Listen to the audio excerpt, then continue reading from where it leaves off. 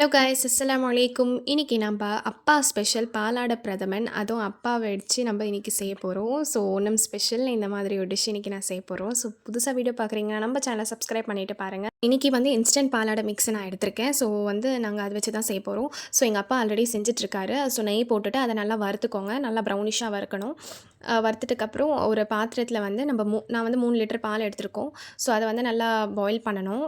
தண்ணி போட்டுட்டு எவ்வளோ தேவையோ அவ்வளோ தண்ணி போட்டுட்டு நல்லா பாயில் பண்ணுங்க. எங்கள் அப்பா சூப்பராக சமைப்பாங்க. பாலாடை பிரதமன்ட்டு இல்லைல்ல, அவர் வந்து beef gravy and chicken fried rice எங்கள் அம்மா இல்லாதப்போ கூட அவங்க தான் சமைப்பாங்க எங்களுக்கு. சூப்பராக சமைப்பார் எங்கள் அப்பா.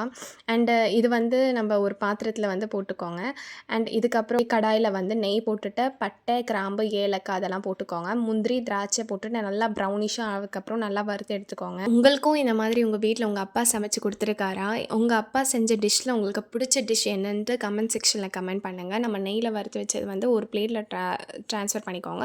ட்ரான்ஸ்ஃபர் பண்ணிக்கிட்டு அதே கடாயில் வந்து நம்ம போட்டுட்டு சுகர் வந்து எவ்வளோ ஸ்வீட்டுக்கு தேவையோ அவ்வளோ போட்டுட்டு கேரமலைஸ் பண்ணணும்.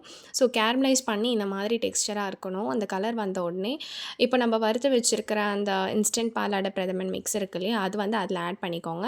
அதை ஆட் பண்ணிட்டதுக்கப்புறம் ஒரு 3 ஏலக்காய் வந்து நல்லா தட்டி வச்சுருக்கேன் ஆட் பண்ணிக்கோங்க. ஆட் பண்ணிக்கிட்டு கேரமலைஸ் பண்ணி வச்சுருக்கோம் இல்லையா சுகர் சிரப்பு, அதுவும் அதில் மிக்ஸ் பண்ணிக்கோங்க. மிக்ஸ் பண்ணிட்டதுக்கப்புறம் நம்ம வறுத்து வச்ச முந்திரி திராட்சையும் இருக்கு இல்லையா, அதுவும் அதில் ஆட் பண்ணிக்கோங்க.